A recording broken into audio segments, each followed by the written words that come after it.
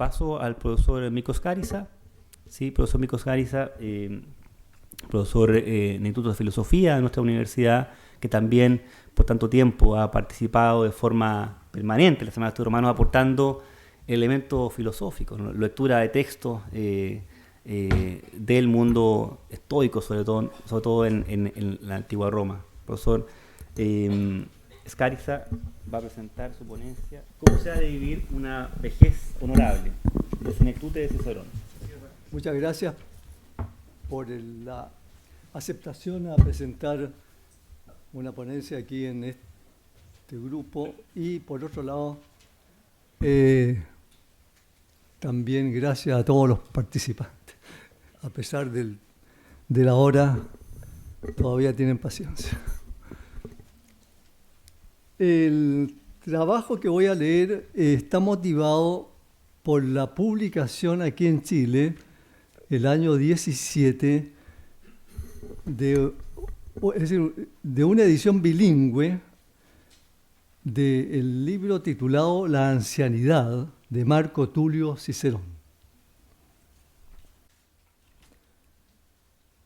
Y esta obra fue titulada por Cicerón Cato Mayor, o sea, Catón el Viejo. Algunos conocen esta obra como Catón el Viejo en castellano, y se la conoce ya más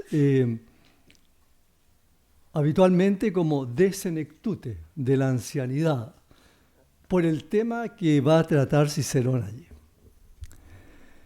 En carta de 11 de mayo del 44 a.C., Cicerón escribe a su amigo Tito Pomponio, comillas, tengo que leer más a menudo Catón Mayor que te envié. Se lo había enviado a Tito Pomponio. Pues la vejez me torna más amargo, cierre comillas. Esta carta escrita por Cicerón un año antes de su muerte, fue escrita un año antes de su muerte, tenía entonces 62 años.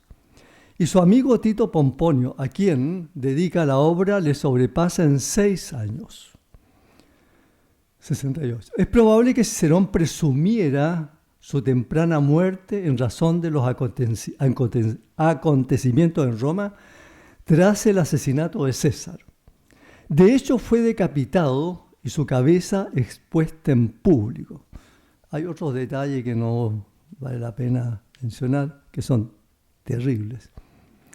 En la dedicatoria de la obra enviada a su amigo Ático, le confiesa que se siente conturbado por los mismos sucesos que sospecha que le afectan a ambos por igual, pero que prefiere no hablar de ellos, pues entiende que para actuar al respecto se ha de esperar otros tiempos.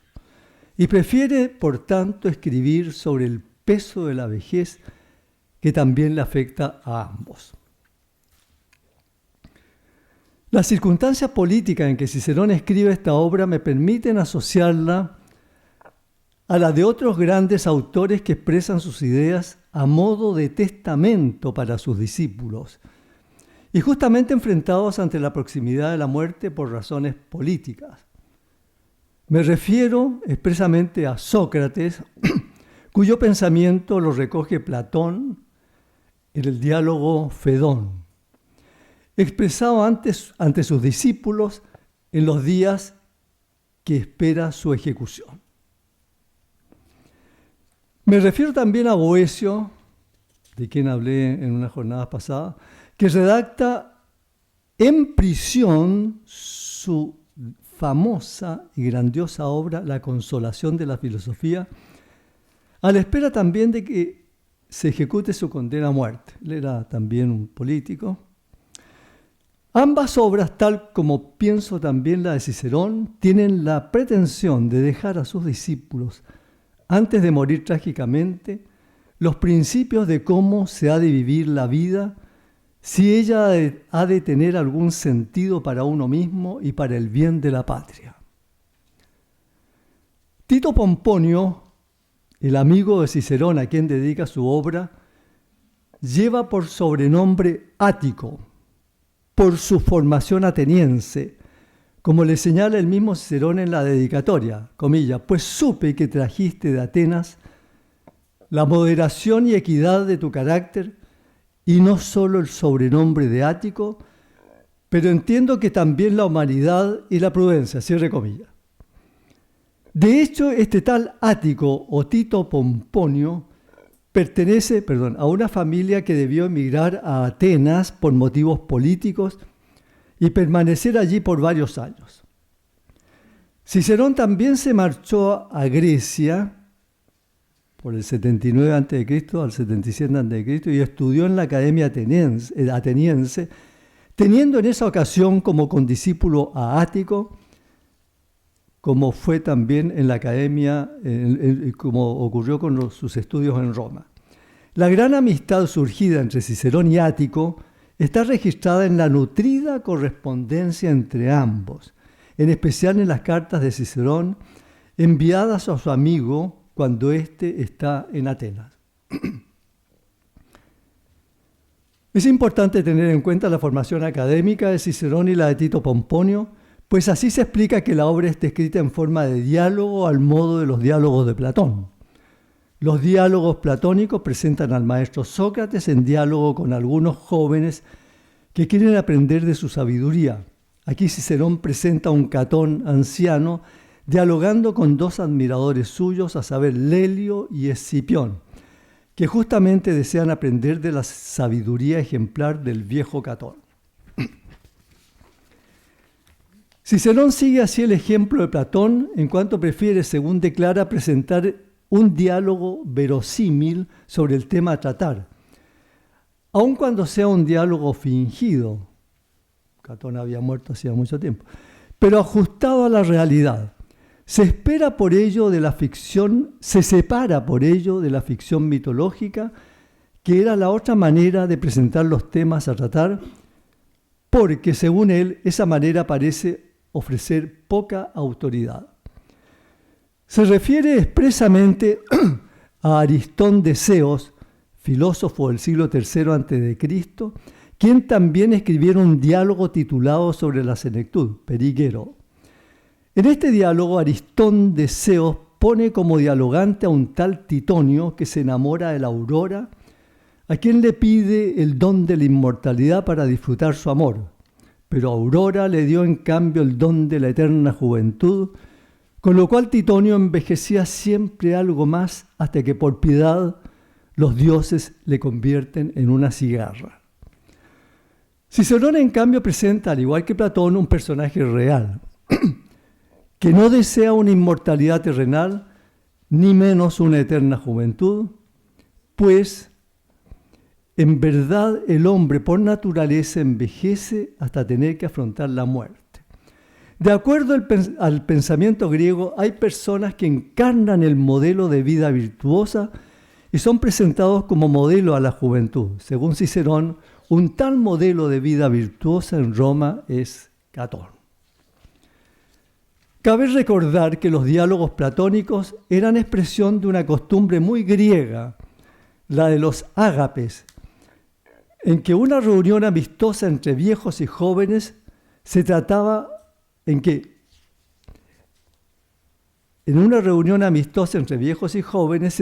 filosóficamente un tema de relevancia para la vida moral y cívica, junto al disfrute de un convite. De alguna manera, Cicerón recrea en su diálogo una costumbre similar que se ha instalado en Roma, la de las sodalites o reuniones de camaradas, y de la que da cuenta en el diálogo por boca de Catón, hablando de sí mismo. Dice Catón allí, entre comillas, siempre tuve camaradas, sodales. Las camaraderías sodalites se constituyeron siendo yo cuestor al ser introducidos los cultos del monte Ida en honor de la gran madre Cibeles. Cierre comillas. Con respecto a tales reuniones,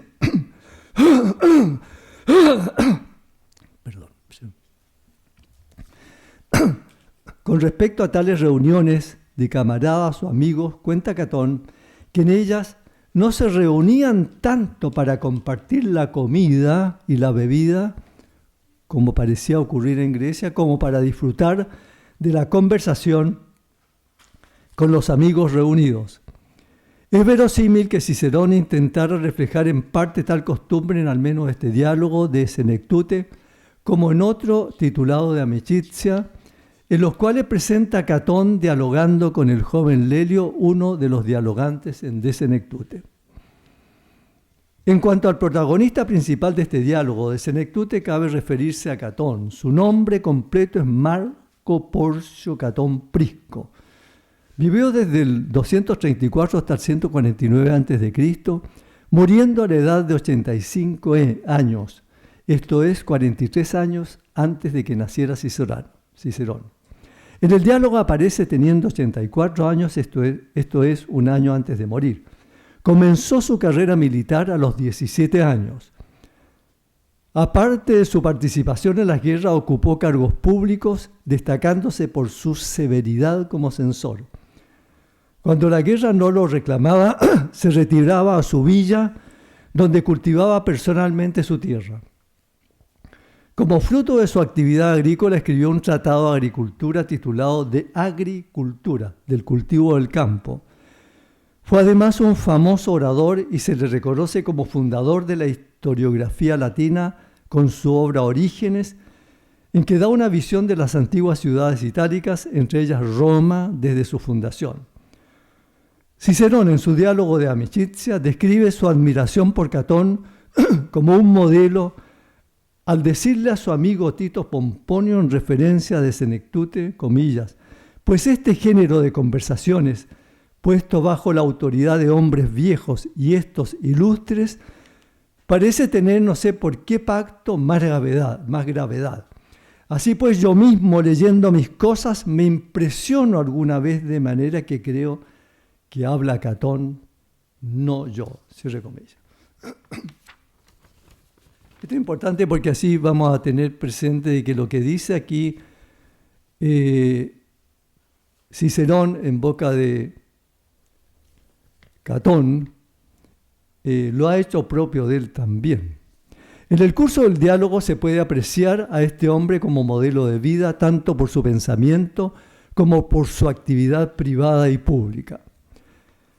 Catón fue defensor de las tradiciones romanas, por lo que en su juventud estaba en contra de la influencia helenística, porque consideraba que morigeraba el espíritu. Sin embargo, Cicerón lo presenta en el diálogo como un gran aficionado que fue a las letras griegas en su vejez y como un conocedor y seguidor del pensamiento griego en lo que respecta a la moral e ideal de vida. Al respecto dice, Cicerón comillas, si parece argumentar con más erudición de lo que acostumbra en sus libros, atribuirlos a las letras griegas a la que consta que se dedicó con mucho celo en su vejez, cierre comillas. Está claro que en lo que respecta al pensamiento de Catón respecto de la vejez, que es el tema del diálogo, es en parte lo que el mismo Cicerón piensa, como lo dije, como lo declara el mismo Cicerón al inicio del diálogo, comillas, ya en efecto el sermón del mismo Catón expondrá toda nuestra opinión sobre la vejez, cierre comillas. Vamos ahora a ver cuál es el pensamiento del Catón de Cicerón sobre el tema de la vejez. El principio moral en el cual se funde el ideal de vida que permite enfrentar todas las etapas de la vida, y no solo la de la vejez, queda definido en los siguientes términos, comillas, para los que pretenden todos los bienes en sí mismos, no les puede parecer un mal lo que la necesidad de la naturaleza imponga, cierre comillas. Es el principio estoico de la sabiduría, a saber, seguir a la naturaleza y obedecerlo como a un Dios. Esta idea es corroborada por Catón con los siguientes términos, comillas. Hay un curso determinado de la vida y una sola vía de la naturaleza y ella simple. A cada edad le ha sido dada su propia disposición, de modo que la debilidad de los niños y la osadía de los jóvenes y la gravedad de la edad adulta y la madurez de la vejez tengan algo natural que deba recogerse a su debido tiempo. Cierre comillas. Luchar contra las leyes de la naturaleza, proclama Catón, por tanto es pretender luchar con los dioses al modo de los gigantes.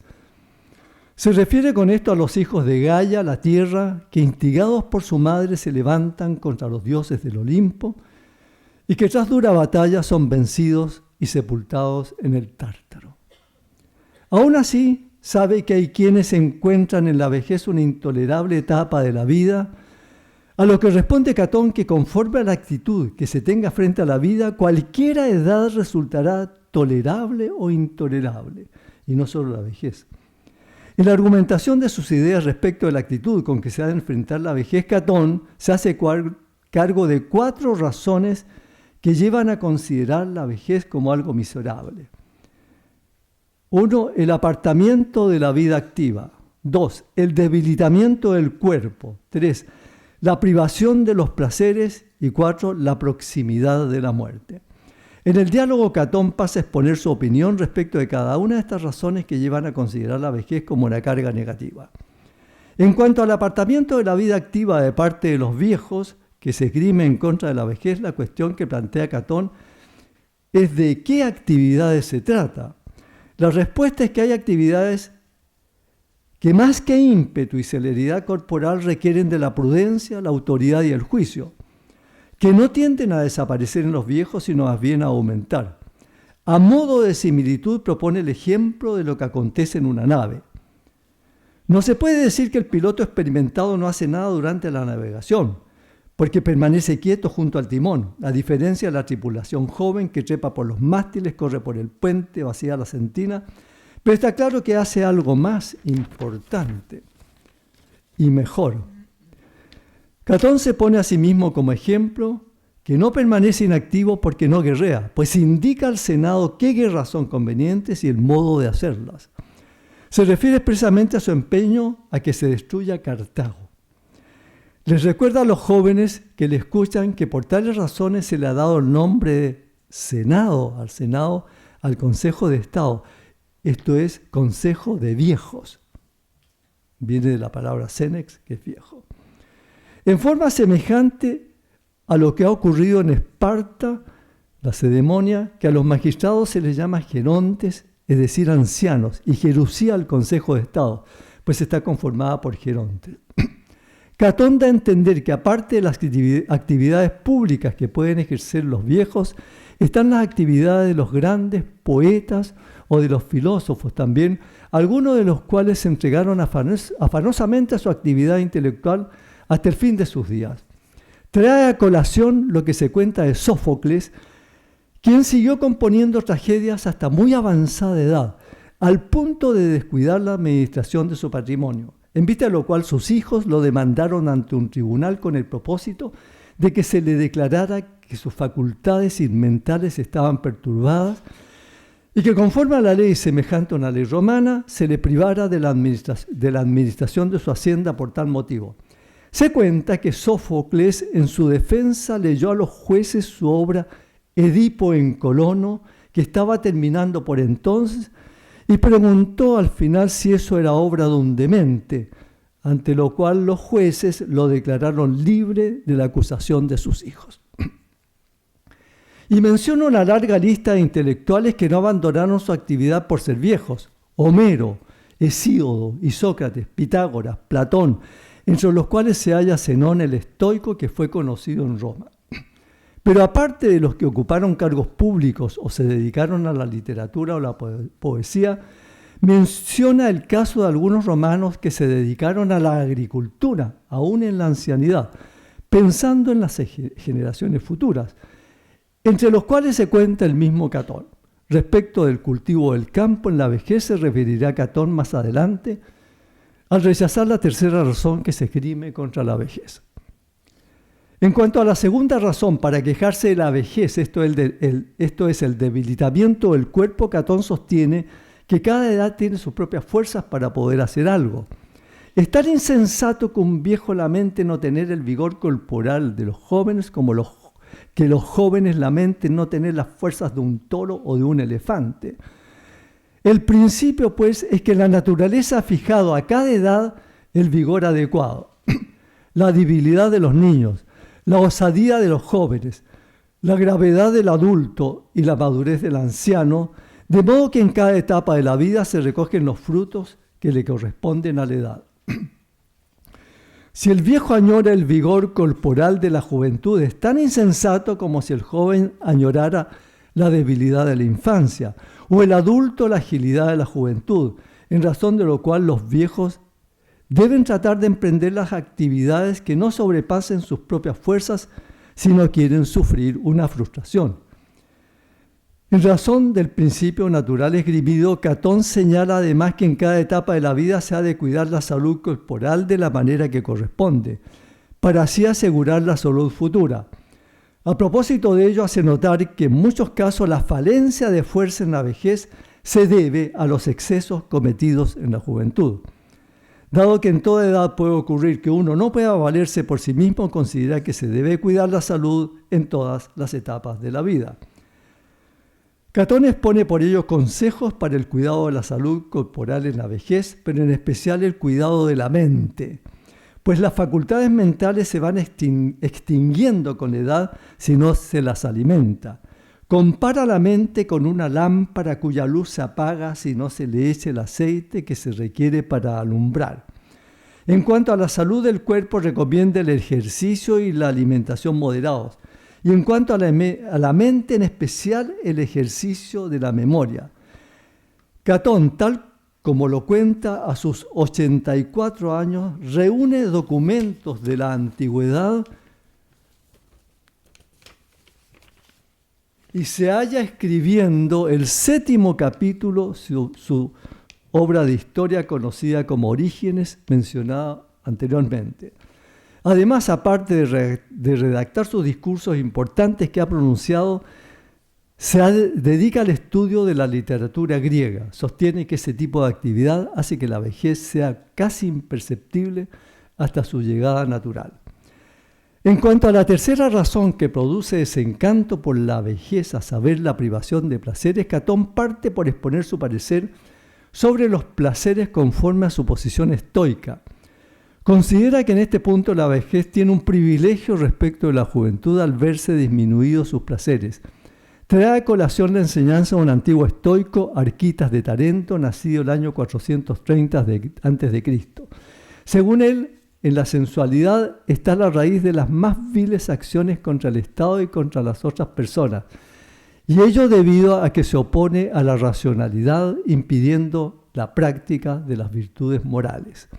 En tal sentido, el hecho de atenuarse la apetencia de placeres sensuales en la vejez, en vez de ser motivo de reproche, lo es de elogio, pues el aplacamiento de los placeres sensuales permite al viejo nutrirse de la sabiduría y cultivar el ocio debido.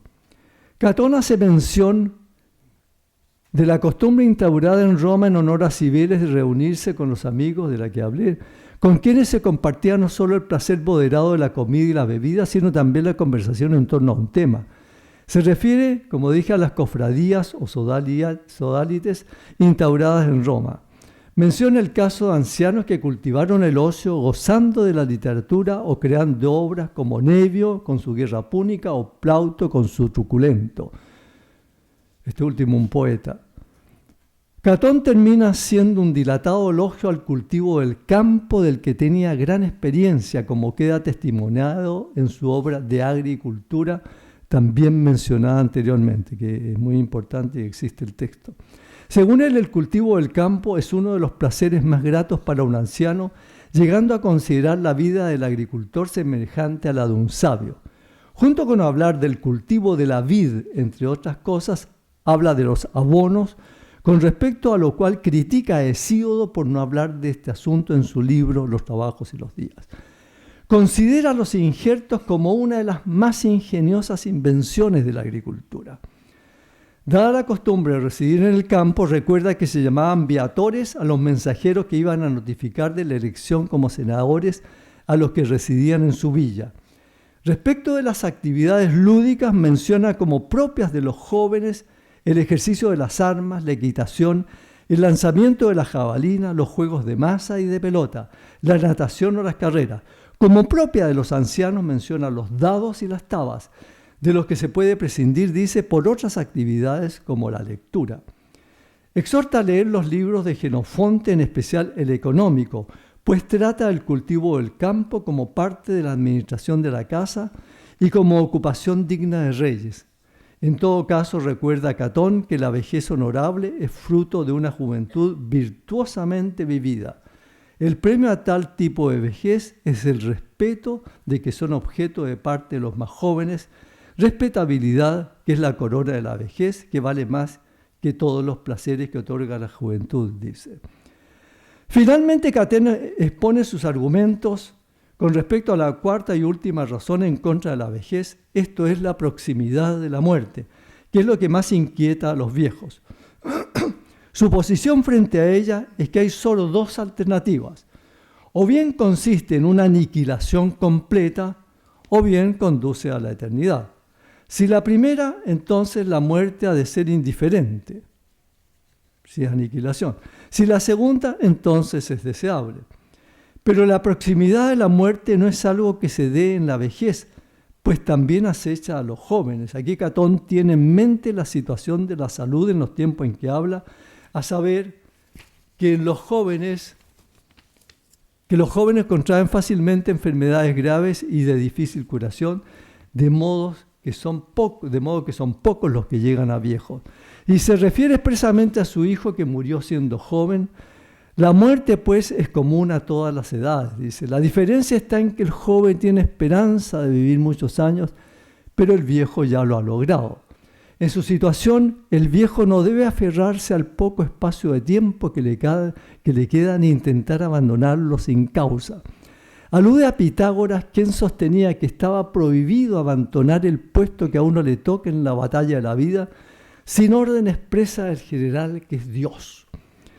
Esta actitud ante la muerte es la que ha fortalecido el espíritu de aquellos que se enfrentaron a la muerte heroicamente, dice, como según él ha descrito en su libro Orígenes, de las legiones romanas que marchaban animosamente al lugar del cual sabían que no regresarían jamás.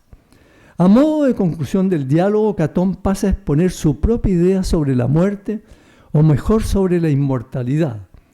En esto es seguidor de los filósofos griegos, en especial Pitágoras y Sócrates. Expone, de acuerdo a ellos, los argumentos racionales que lo llevan a sostener su creencia en la inmortalidad del alma y que reduce a los 4 siguientes argumentos. 1. La prodigiosa capacidad de las facultades mentales, como la inteligencia, la memoria y la prudencia y el arte con sus extraordinarias obras, que no pueden ser de orden natural, o sea, material. 2. La actividad del alma posee un impulso propio que le permite una perpetua actividad, a diferencia de lo material. 3. La simplicidad del alma que no tiene mixtura con sustancias materiales. Y 4, como argumento de peso, propone la teoría de la reminiscencia de Platón. No voy a hablar de aquí, todos sabrán cuál es. Catón confiesa su parecer de que el alma al liberarse del cuerpo queda en condiciones de alcanzar la perfección en la sabiduría. Esto es lo mismo que aparece en el Fedón de Platón. Catón dice que su modus vivendi corrobora sus convicciones sobre la inmortalidad del alma, pues al igual que otros romanos ilustres, no ha dudado en emprender obras extraordinarias, tanto en tiempos de paz como en tiempos de guerra. En cambio, de haber opinado lo contrario, sin duda mejor se habría dedicado a una vida ociosa sin hacer nada. Conforme a ello, considera que la naturaleza nos ha brindado en esta tierra un lugar de alojamiento temporal, no de morada definitiva. La morada definitiva está en la otra vida. El diálogo concluye con la exclamación de un profundo anhelo que Cicerón pone en boca de Catón. Opre clarum diem cum in illud divinum animorum concilium cetunque proficiscar cumque exact turba et colluvione disceram. Traduzco. Oh luminoso día, cuando me marche aquella asamblea divina y reunión de las almas, y cuando me aparte de este barullo y confusión, cierre comillas. Su anhelo lo justifica aduciendo que volverá a reunirse con sus amigos que ya partieron de este mundo, y en especial con su hijo muerto a temprana edad. Se cierra todo con una ironía dedicada a los que piensan que es un error creer en la inmortalidad del alma y en la perfección de la sabiduría que conlleva. Pues si es como ellos piensan, dice estos filosofillos, no se ha de temer haberse equivocado, debido a que ya no estarán entonces para burlarse de uno. Fin.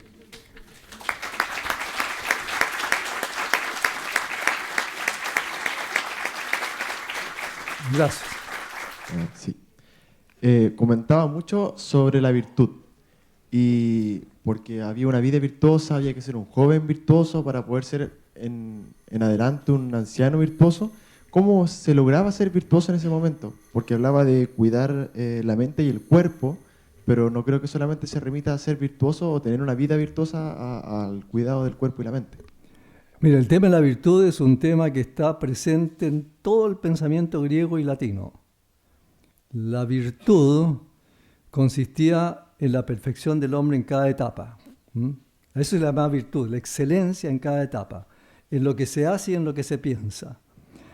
Y esto infundía todo lo que es la moral, en el sentido, todo lo que uno hace es bueno si lo lleva a uno a la perfección en su etapa. Entonces existía la virtud del niño, de la mujer, la virtud del joven, la virtud, etc. Y se enseñaba que la virtud consistía en un hábito que había que ejercerlo, que no se podía ser virtuoso. Por ejemplo, las virtudes cardinales eran la justicia, la prudencia, la temperancia,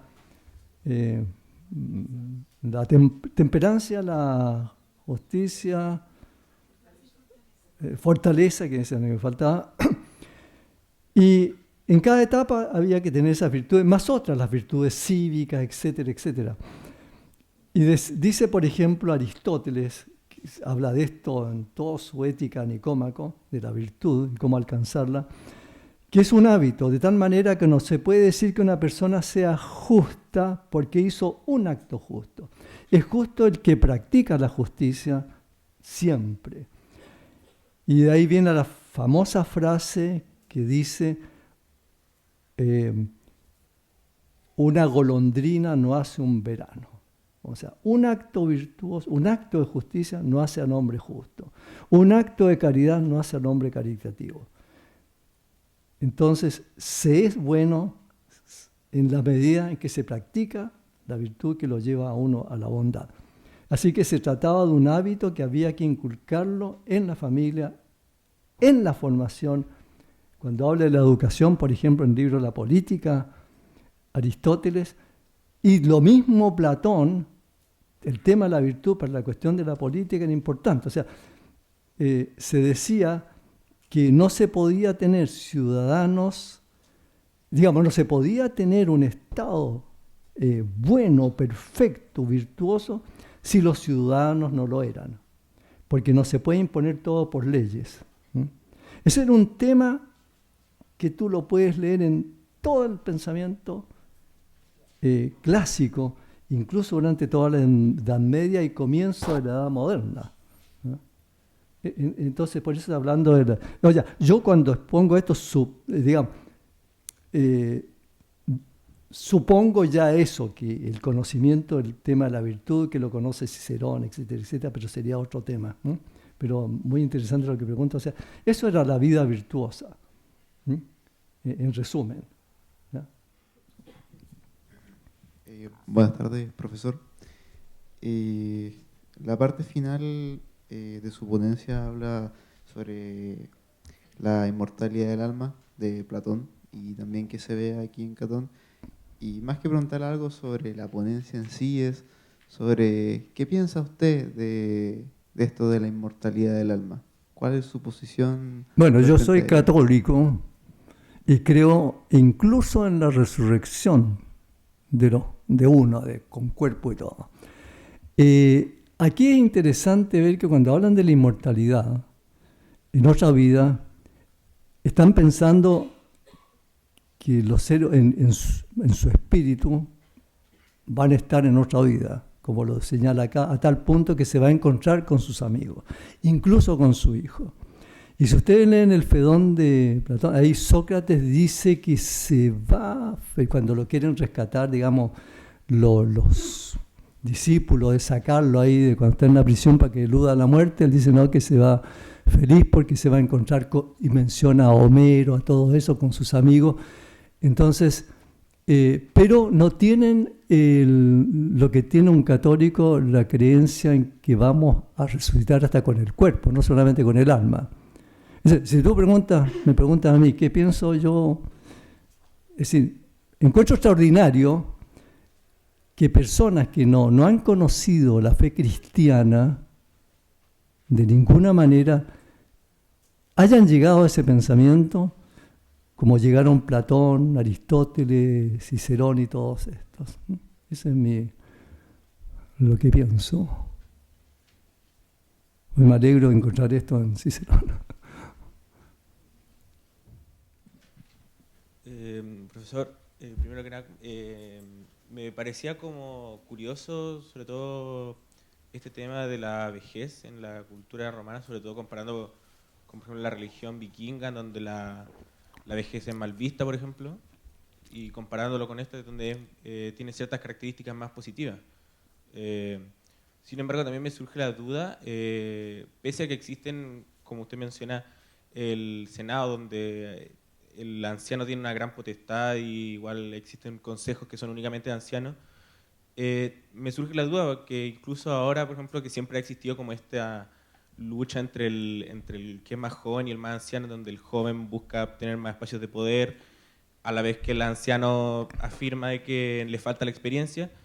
Por ejemplo, en el mismo caso de Catón, cuando hablaba con esos jóvenes, ¿cuál era la visión común que existía de la juventud con la vejez? Es decir, ¿también existía esa como lucha que se da hoy de que el joven trataba de tomar más espacios de poder?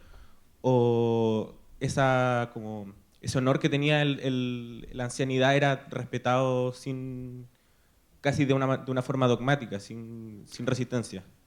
Eso de una forma dogmática, no. O sea, de hecho, había diversas maneras de pensar, tanto en Grecia como en todo el Lacio, y por eso ahí Catón está dando a entender su parecer. Pero aparte de eso, los jóvenes aparecen allí, también los diálogos de Platón, escuchando a los maestros. Existía esa veneración por la gente que sabe, ¿no? La transmisión de la experiencia era fundamental. Esto en el arte, en la ciencia, si no hay otros que ya han quemado años en un asunto, los que vienen tienen que empezar de nuevo todo. Imagínense ustedes que tuvieran que empezar con la física, la química, todo de nuevo. Claro, hoy en día uno no se reúne con la gente vieja, porque ahora hay textos, muchos textos. Pero cuando ustedes van a leer, ¿a quién van a leer? Einstein, a Hawking, todo eso. Hay gente vieja que en sus años de madurez, la mayoría, no cuando eran jovencitos, inventaron todo. Entonces, ahí hay una veneración por la vejez y el acercamiento que es de otra forma hoy en día. En esos tiempos era acercándose al maestro para oír de él sus experiencias, y sobre todo en política. La experiencia política era muy importante para el asunto de cómo dirimir una guerra, todo eso, y por eso que se escuchaba a los más viejos, evidentemente subentendiendo que eran a los más prudentes, ¿no? Etcétera, ¿no? Se suponía a viejos que eran reconocidos por su virtud de la prudencia y su sabiduría. No cualquier viejo tampoco, porque existía de todo tipo de viejos. No podemos decir que los viejos romanos eran todos sabios, prudentes. No. ¿No? Entonces, en ese sentido, un poco como hay en otras culturas, por ejemplo, en las culturas asiáticas existe eso, en los coreanos, todo eso, del acercarse al que sabe. Claro, hoy en día eso es discutible, sí, en fin, pareciera que es otro. Pero ya digo, no ha desaparecido eso si uno tiene en cuenta que respecto de las ciencias y el arte, uno tiene que se remite sin querer, queriendo, como diría el Chavo, a los viejos, que han dejado ahí su experiencia escrita. Bien, cerramos con un aplauso al profesor Scáriza.